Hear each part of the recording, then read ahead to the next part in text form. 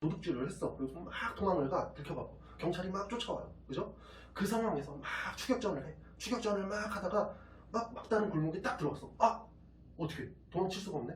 나 이제 곧 잡히겠네? 그때 도둑이 이런 말을 하는 거죠. 잠깐 경찰, 나 자수할게. 자수. 이러면 이게 자수가 돼요? 이게 자수가 맞아요?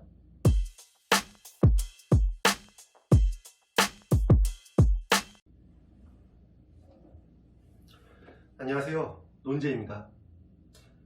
요즘 학폭 미투 때문에 시끌시끌하죠. 뭐 어떤 유명인이 학폭을 했다더라, 뭐 어떤 선수가 학폭을 했다더라, 이런 뉴스 때문에 지금 요즘 난리가 아니에요. 근데 이걸 보면서 죄송합니다라는 말을 많이 들었거든요. 그러니까 그 당사자가 자기의 학폭 사실을 인정하면서 죄송합니다라고 말을 하는 거예요. 근데 이걸 보면서 저는 이런 생각이 들었어요. 이게 과연 사과인가? 그래서 오늘은 사과의 의미, 진정한 사과란 뭔가에 대해서 말씀을 드리려 해요. 예를 들어서 이런 사례를 한번 말씀을 드릴게요. 도둑이 있어요. 도둑이 있는데 도둑질을 했어. 그래서 막 도망을 가. 들켜받고 경찰이 막 쫓아와요. 그죠? 그 상황에서 막 추격전을 해. 추격전을 막 하다가 막 막다른 골목에 딱 들어갔어. 아! 어떻게 도망칠 수가 없네? 나 이제 곧 잡히겠네? 그때 도둑이 이런 말을 하는 거죠. 잠깐 경찰, 나 자수할게. 자수. 이러면 이게 자수가 돼요? 이게 자수가 맞아요? 아니죠. 자수가 아니라, 그러니까 체포가 될 수밖에 없는 상황에서 본인이 자발적으로 이렇게 하는 게 자수지, 체포가 될 수밖에 없는 상황에서는 이거는 체포죠, 검거죠, 이거는. 그렇기 때문에 자수가 성립이 되려면 내가 체포가 될 수 있는 상황이 아니어야 돼요. 내가 체포가 되는 상황이 아니라는 조건이, 선제 조건이 이루어져야, 그래야 진정한 자수가 되는 거죠. 이거랑 사과랑 동일하다고 생각해요, 저는. 많은 분들이 잘못을 인정하면 그게 사과라고 생각하는데 그게 아니에요. 사과에는 타이밍이 있어요. 사과를 할 수 있는, 사과가 가능한 시기가 있다는 거예요. 뭐냐? 내가 사과를 안 해도 될 때, 남이 나의 잘못을 지적하거나 막 이렇게 뭐 강제력을 나에게 행하거나, 그래서 내가 사과를 할 수밖에 없는 상황에 처하기 전, 그 전에 내가 사과를 안 해도 될 때 하는, 자발적으로 하는 거, 그게 진짜 사과지. 요즘 뭐 이런 학폭 미투처럼 여기저기 터져갖고 막 매스컴에서 막 난리가 나갖고 이렇게 마이크 들이댔을 때 그때 아 죄송합니다, 이건 사과가 아니에요. 이건 사과가 아니라 부끄러움에 대한 면피예요.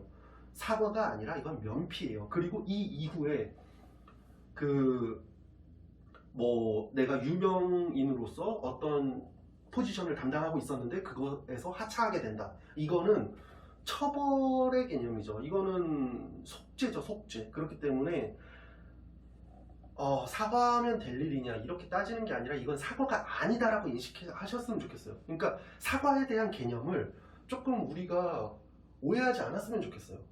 사과는 정말 어려운 거예요. 내가 하지 않아도 될 때, 그때 자발적으로 나서서 피해자에게 가서 사과를 하는 거, 용서를 구하는 거, 이게 진짜 사과예요. 그래서 사과는 어려운 거예요. 그래서 용서는 더더욱 어려운 거예요. 사실 요즘 사과를 할 줄 모르는 것 같아요, 많은 분들이. 그러니까 사과의 개념 자체가 잘못된 게 아니라 아니 좀 약하다? 그런 생각이 드는 게, 제가 문창과를 나왔다고 말씀드렸죠. 그러다 보니까 주변에서 좀 글 좀 써달라 이런 요청을 많이 들어요, 사실. 근데 이런 게 있었어요. 어떤 지인분이셨는데 그분이 저한테 자기가 좀 회사에서 어떤 일이 있었는데 좀 사과문을 작성해야 될 것 같다, 좀 이거 좀 도와달라. 그래서 네, 제가 뭐 글 써드릴게요. 도와드릴게요 했죠. 근데 그분이랑 얘기를 하면서 느낀 게 뭐냐면, 내가 이런 잘못을 했는데 너무 손이 떨리고 내가 너무 막 가슴 졸이고 너무 막 마음이 괴롭고 힘들다. 그래서 막 밤잠을 못 새우고 있다. 지금 잠을 제대로 못 자고 있고 나 건강도 많이 안 좋아졌다. 그만큼 내가 많이 괴롭다. 이게 무슨 사과야? 사람이 잘못을 했음 용서를 구하고 뭐 사과를 해야 되는데 나 아프다 이 얘기하고 있는 거예요. 너가 얼마나 아팠냐, 나로 인해서 너가 얼마나 아팠냐가 아니라 나 이렇게 아프다, 내가 이렇게 좀 했는데 내가 이런 적도 처음이고 어떻게 될지 모르겠다. 그러니까 이게 성인인데 20살 이상의 법적 성인인데 잘못을 했는데 사과할 줄 모르는 거예요. 그러니까 이걸 보고 제가 좀 많이 놀랐거든요. 근데 이런 그분이 조금 가방끈도 길고 좀 사회 위치가 있는 분이셨어요. 그러니까 와, 놀라운 거죠. 저런 사과를 저렇게 생각하시는구나. 사과의 개념 자체가 이렇게 인식되고 있구나. 근데 이게 한두 명이 아니라면 정말 문제가 되겠구나. 그래서 좀 이거는 말씀을 좀 드려야 되겠다. 그래서 말씀드려요. 사과를 왜 해야 될까요? 사과 왜 해야 되죠? 너무 바른 생활 같은 내용인데 한번 따져볼게요. 사과를 왜 해야 될까요? 내가 잘못을 했죠. 그럼 사과를 왜 해야 될까요? 왜냐? 나로 인해서 남이 상처를 받았기 때문에 그 사람의 상처를 치유하기 위해서 사과를 해야 된다고 생각을 해요. 저도 사실 안 좋은 기억이 있어요. 학폭을 좀 잠깐 당한 게 있었는데 그 기억이 굉장히 아파요. 오래가요. 근데 이게 왜 좀 불쾌하냐? 피해자는 말이죠. 피해자의 입장은 안 좋은 추억, 안 좋은 기억을 잊고 싶은데 잊을 수가 없어서 괴로운 거예요. 내가 기분 좋게 운전을 하고 있어. 근데 갑자기 기억나. 아씨, 열받아. 그러니까 내가 기분 좋다가도 갑자기 그 생각이 떠오르면 부정적으로 확 빠져요. 내가 막 세수를 하다가도 그 생각이 나면 열받아. 내가 막 재밌는 방송 프로를 보더라도 갑자기 그와 비슷한 연상이 된다. 예전 기억과. 그러면 불쾌할 수 있는 거죠. 하물며 그 사람이 유명인이 됐다? 텔레비 나올 때마다 나는 불쾌한 거죠. 그렇기 때문에 이러한 불만들이 사람이 잘못을 하면 땡이 아니에요. 땡이 아니라 피해자는 계속 아파요.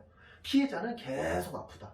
그러니까 이 피해자의 고통이 계속 유지되는 게 이게 일종의 화약으로 작용하는 거죠. 언제 터질지 모르는.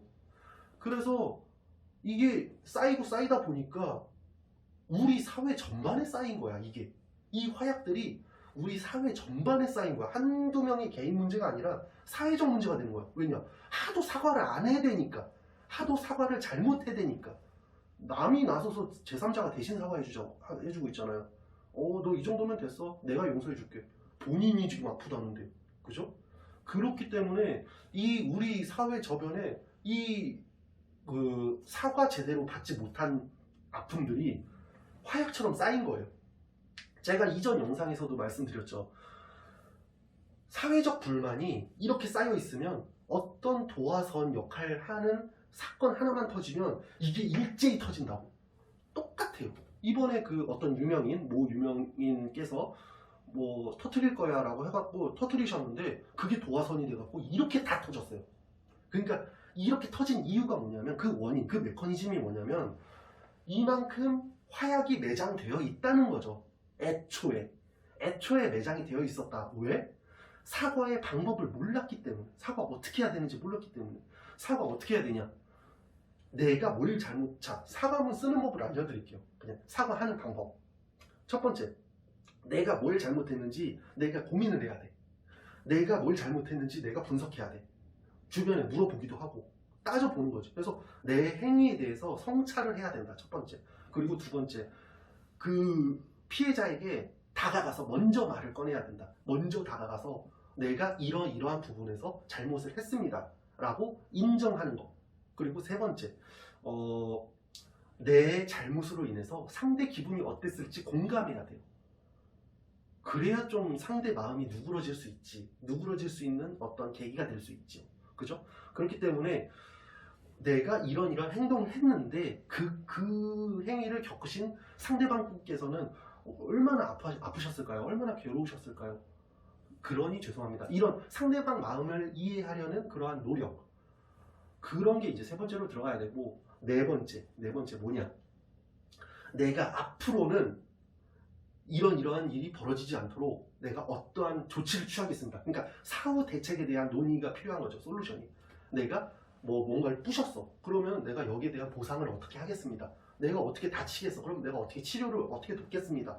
아니면 어떠한 내가 잘못을 했어. 그럼 그 행동이 반복되지 않도록 나는 뭐 내가 음주운전을 했어요. 그러면은 나는 알코올 치료를 받겠다. 뭐 아니면 차량을 뭐 매각하겠다. 뭐 이런 식으로라도 어떠한 대책을 마련하는 거, 그게 이제 네 번째가 될 수 있는 거죠. 이러한 원칙들을 그냥 지키면서 사과를 하지 않으면 그러면 이거는 가해자는 까먹어도 피해자는 평생 기억하는 거예요. 평생 기억이 돼. 보상을 제대로 못 받았으니까, 치료를 제대로 못 받았으니까, 용서를 뭐 사과를 제대로 못 받았으니까 이게 계속 유지가 되니까 쌓이는 거예요. 이 쌓인다라는 사실이 이번 학폭 미투, 연이어 터지는 학폭 미투 이슈로 증명이 됐잖아요. 그죠? 사람들은 쉽게 못 잊어요. 하지만 그 아픔은 오래 가요. 계속 가기 때문에 우리 사회가 더 각박해지는 거예요. 그래서 뭐 자기가 자발적으로 먼저 사과를 할 수 있는 그런 좀 사과의 개념을 올바르게 이해하는 그런 사회가 됐으면 좋겠습니다. 이상으로 오늘의 논제 마치겠습니다. 감사합니다.